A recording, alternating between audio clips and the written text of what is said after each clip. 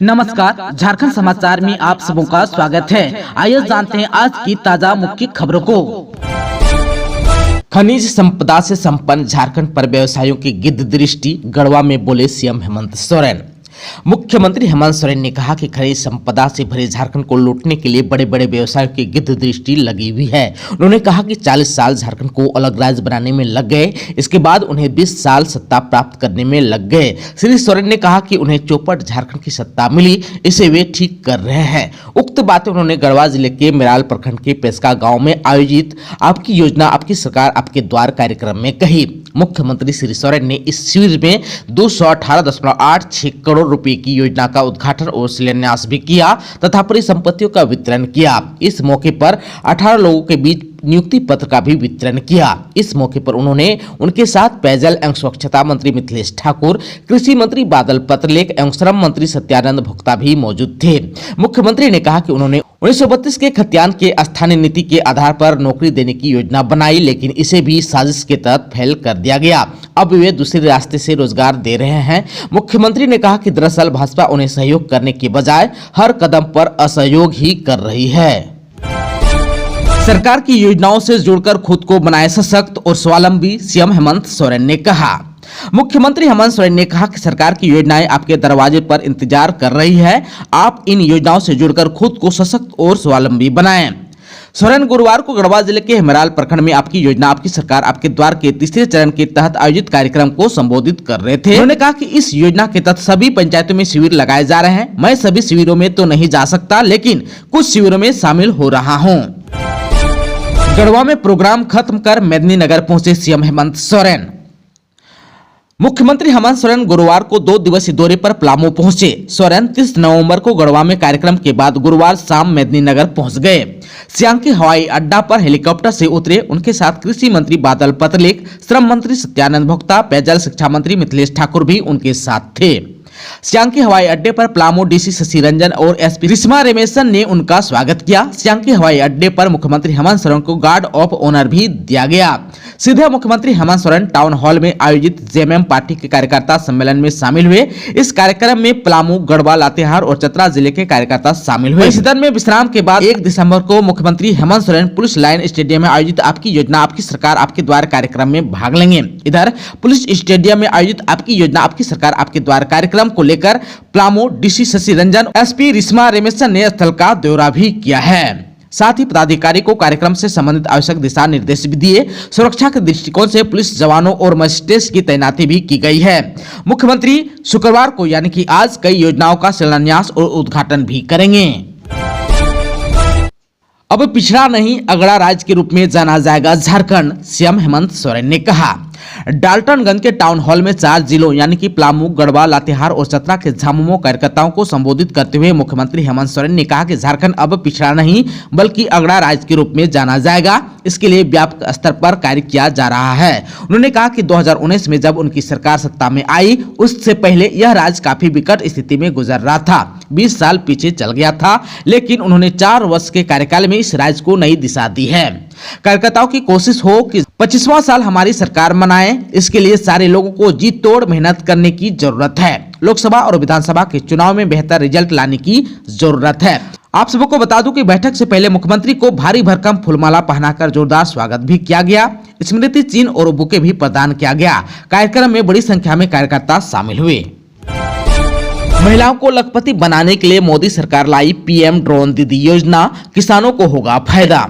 किसानों के फसलों की देखभाल अब ड्रोन से की जाएगी। देश के अन्य क्षेत्र की तरह अब झारखंड में भी ड्रोन के जरिए फसल और पौधों की सुरक्षा करने की पूरी तैयारी है। यह योजना किसानों को खेती किसानी को लेकर सहूलियत प्रदान करने की मंशा से लाई गई है। ड्रोन का संचालन स्वयं सहायता समूह से जुड़ी महिलाएं करेगी। इसके लिए जगह जगह प्रधानमंत्री महिला किसान ड्रोन केंद्र खोले जाएंगे। इस योजना के तहत ड्रोन की मदद से फसलों और पौधों को बचाने के लिए उर्वरक, कीटनाशकों का छिड़काव और सर्वे का काम किया जाएगा। साथ ही इसकी मदद से खेतों में बीज भी डाला जा सकेगा।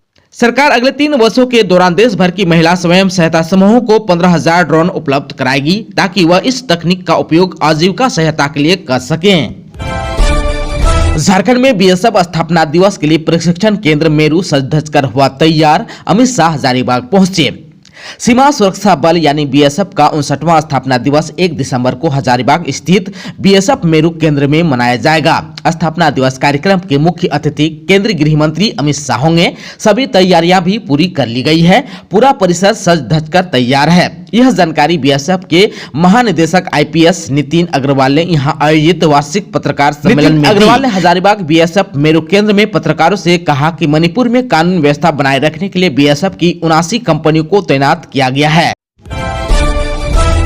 अचानक मौसम ने बदला मोड़, झारखंड के कई जिलों में हो सकती है बारिश। आप सबको बता दूं कि गुरुवार को झारखंड में अचानक मौसम बदल गया और कई जिलों में बारिश भी हुई।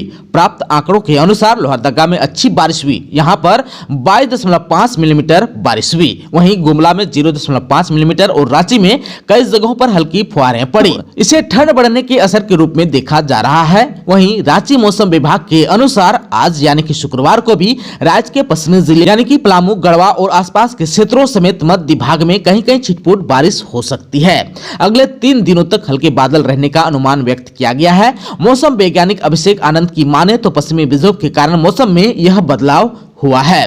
दूसरा सिस्टम जो है बंगाल की खाड़ी के दक्षिणी हिस्से में है, जो एक चक्रवातीय तूफान बन रहा है। यह 4 दिसंबर को आंध्र और तमिलनाडु के तट से टकराएगा। इसके कारण झारखंड में आंशिक बादल अभी कायम रहेंगे। इससे आने वाले दिनों में ठंड और बढ़ेगी। जैक ने जारी किया पहली से 8वीं कक्षा तक की 6 मंथली परीक्षा का शेड्यूल। क्लास 1 से लेकर 8वीं तक की अर्धवार्षिक परीक्षा का शेड्यूल झारखंड एकेडमिक काउंसिल यानी कि जैक ने जारी कर दिया है। बता दें कि परीक्षा 2 पालियों में चलेगी और 20 दिसंबर से 23 दिसंबर तक चलेगी। इसके लिए 2 घंटे का समय निर्धारित किया गया है।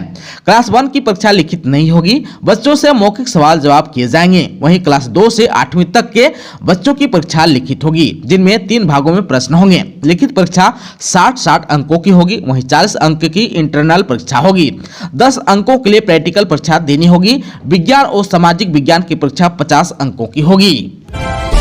अमित शाह की झारखंड यात्रा से पहले बांग्लादेशी घुसपैठ पर बीएसएफ के डीजी नितिन अग्रवाल का बड़ा बयान। केंद्रीय गृह मंत्री अमित शाह की झारखंड यात्रा से ठीक पहले सीमा सुरक्षा बल के महानिदेशक ने बांग्लादेशी घुसपैठ पर बड़ा बयान दिया। राज्य सरकार की ओर से बार बार बांग्लादेशी की घुसपैठ के लिए केंद्र सरकार और बीएसएफ को दोषी करार दिया जाता है। ऐसे में बीएसएफ के डीजी नितिन अग्रवाल का यह बयान बहुत ही अहम है। नितिन अग्रवाल ने झारखंड की राजधानी रांची से 90 किलोमीटर दूर स्थित हजारीबाग में यह बयान दिया। उन्होंने बीएसएफ को बचाव करते हुए कहा कि सीमा सुरक्षा बल के जवान बांग्लादेशी घुसपैठियों की घुसपैठ रोकने की संभव कोशिश करते हैं। उन्होंने कहा कि भारत से बांग्लादेश की सीमा करीब 4000 किलोमीटर से भी ज्यादा लंबी है। इनमें से 30% 1200 किलोमीटर ऐसे इलाके हैं जो नदी किनारे बसे हुए हैं। नदी किनारे फेंसिंग करना संभव नहीं है। बीएसएफ के डीजी ने कहा कि अगर वर्तमान स्थिति की बात करें तो घुसपैठ अब बहुत बड़ा मुद्दा नहीं रह गया है। उन्होंने यह भी कहा कि बड़ी संख्या में दलालों को गिरफ्तार किया गया है। उन एजेंट्स को भी पकड़ा गया है जो बांग्लादेशियों को घुसपैठ में मदद करते हैं। नितिन अग्रवाल ने यह भी बताया कि हाल में कुछ ऐसे घुसपैठियों को भी पकड़ा गया है जिनके पास से भारत के नकली आधार कार्ड मिले हैं। जिन्होंने संस्कृति छोड़ी उसने जनजाति की पहचान छोड़ दी, अब हमारा आरक्षण भी छोड़ दें, डॉक्टर राजकिशोर ने कहा। जिन लोगों ने अपनी संस्कृति छोड़ दी है उसने जनजाति की पहचान भी छोड़ दी है, इसलिए अब वे हमारा आरक्षण भी छोड़ दें। यह कहना है जनजाति सुरक्षा मंच के राष्ट्रीय संयोजक डॉक्टर राजकिशोर हंसदा का। उन्होंने कहा कि धर्मांतरण करने वालों अनुसूचित जनजाति यानी कि एसटी की सूची से हटाए जाने की मांग अब और तेज होगी।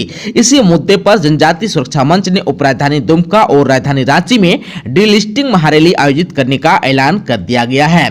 प्रेस कॉन्फ्रेंस को संबोधित करते हुए मंच के राष्ट्रीय संयोजक डॉक्टर राजकिशोर हंसदा ने बताया कि अनुसूचित जनजातियों के आरक्षण, संरक्षण एवं विकास के फंड से संबंधित संवैधानिक अधिकार वे लोग छीन रहे हैं जो इसके पात्र नहीं हैं, जो मानक पर खड़े नहीं उतरते। ऐसे धर्मांतरित लोगों की संख्या कुल जनजातियों की 10% से भी कम है, लेकिन ये लोग 70% के अधिकार हड़प रहे हैं। इस बड़े अन्याय के विरुद्ध जनजाति समाज ने आंदोलन खड़ा कर दिया है। बाबा बागेश्वर धाम कार्यक्रम मामले की सुनवाई अब होगी 7 दिसंबर को। बाबा बागेश्वर धाम सरकार के कार्यक्रम को लेकर जिला प्रशासन और आयोजन समिति की तानातानी का मामला अब कोर्ट की शरण में चल गया है। इसकी सुनवाई 7 दिसंबर को होगी। ज्ञात हो कि बाबा बागेश्वर धाम सरकार पंडित धीरेन्द्र कृष्ण शास्त्री के पलामू में प्रस्तावित कार्यक्रम को लेकर पलामू उपायुक्त शशि रंजन और कार्यक्रम के संयोजक प्रथम मेयर अरुण शंकर आमने सामने है। कार्यक्रम को अनुमति देने संबंधित याचिका पर गुरुवार को माननीय उच्च न्यायालय में सुनवाई हुई। गुरुवार को सुनवाई के दौरान उच्च न्यायालय ने हनुमंत कथा आयोजित समिति के सचिव व प्रार्थी दीनानाथ प्रसाद को संशोधन पिटीशन दाखिल करने की अनुमति दे दी। अब इस मामले की अगली सुनवाई 7 दिसंबर को होगी। आप सबको बता दूं कि पूर्व में बागेश्वर धाम सरकार का कार्यक्रम मेदिनीनगर में 10 से 12 दिसंबर तक होना था। अनुमंडल पदाधिकारी अनुराग तिवारी ने इसकी अनुमति दे दी थी, लेकिन डीसी शशि रंजन ने इस आदेश को रद्द कर दिया। कार्यक्रम की अनुमति मिलने में हो रहे विलंब के कारण समिति ने न्यायालय की शरण में जाने का फैसला लिया। दोस्तों, अभी तक आपने चैनल को सब्सक्राइब नहीं किया है तो प्लीज चैनल को सब्सक्राइब कर बेल आइकन को प्रेस कर दीजिएगा ताकि खबरों का अपडेट आपको मिलता रहेगा। इसके साथ ही आज के खबरों में बस इतना ही। हमें दीजिए इजाजत। नमस्कार।